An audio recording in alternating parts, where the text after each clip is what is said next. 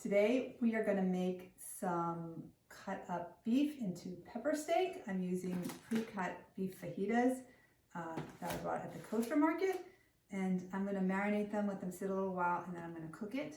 So I'm just going to throw some of the ingredients together. We'll start with some sesame oil. Really doesn't matter the way you put it in, the order. Just throw some sesame oil in, a couple tablespoons. That's probably enough. And then we will put some ginger in there. The recipe is kind of made up from multiple recipes, so I don't have specific amounts, but I don't know, a couple, maybe a teaspoon or two of ginger. Sometimes people don't like ginger, as the person who is videoing this is Tyler. Not the biggest ginger fan. We're adding some salt right now too. He doesn't like things to be too gingery. He likes it in gingerbread cookies and some other things, but not too gingery. Some salt and pepper, and then a few tablespoons of soy sauce. This one is a gluten-free one, I believe, and a low-salt soy sauce. And it's okay to put different amounts in because I'm going to add some more while it's cooking as well. I'm just trying to get these ingredients in for now, so I'm marinating just for a little while. Here is some brown sugar. I just stuffed this with brown sugar the other day. It's all stuffed into the scooper, so let's get some more off. With brown sugar, I think recently I used maple syrup instead of brown sugar, but today we'll try the brown sugar. And then let's put a little bit of honey in as well. And we'll throw that in there like that. There we go. This one is super sticky. And then a little bit of garlic. I just chopped some garlic. This is a lot of cloves. This recipe, one of the recipes I saw called for 4 or 5 cloves, but I put in about 7 because I really like garlic. And then let's get a spoon to stir it. I'm gonna mix it a little bit. Can you see in here, Tyler?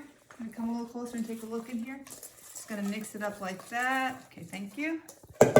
And then we're going to add the fajita. I have about 3 pounds of fajitas, cut up steak or fajita style to put in here. You know what? Let me mix this in first. A little bit like that. When it's pre-cut, it's just a lot easier. And then we'll add this one as well.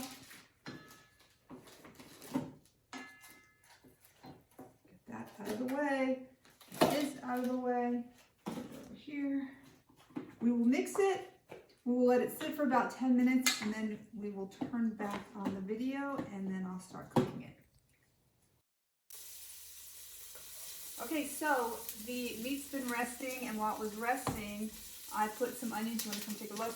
Onions in a pot. Cut up onions. An onion or 2 in a pot, and let it saute for a while. And then I'm going to add my meat into the pot like that,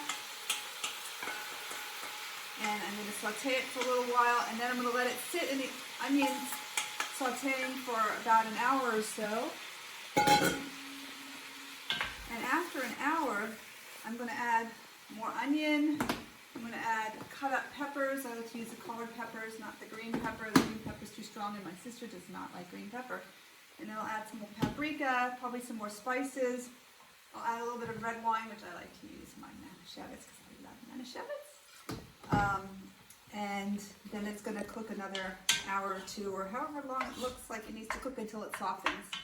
And often, recently while I've been making it, I've needed to add a little bit of water while it's cooking because it starts to get really dry and the water seems to pep it back up. But that doesn't happen for a while now. So like I said, I'll saute it for a little while, let it sit for another hour like this, and then we'll come back and do a little more. So here is what the meat looks like after an hour. What time is it?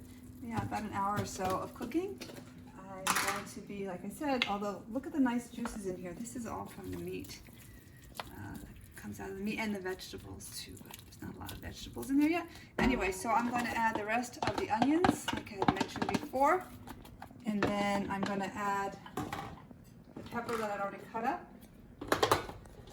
No green pepper in sight. These are yellow and orange peppers. And then we're going to mix setting there. It looks really pretty, but once it cooks down, it's gonna look different. But right now it looks really pretty with the color.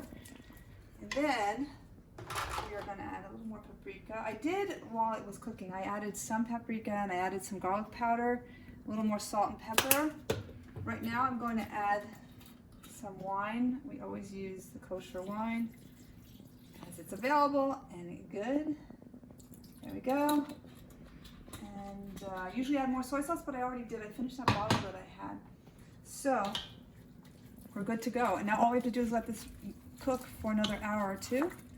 Usually I cook it even longer than that because I like it to be really soft, that when you eat it, it just melts in your mouth.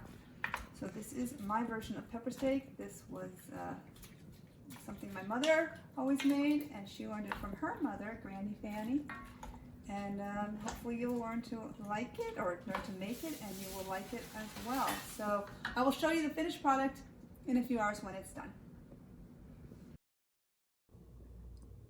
I transferred the beef into this container so we can warm it up again tomorrow.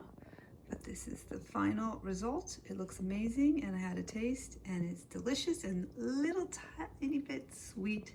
Not too much, but it's really tasty. So I hope you make this and enjoy it. This is coming to you from the Berman Kitchen.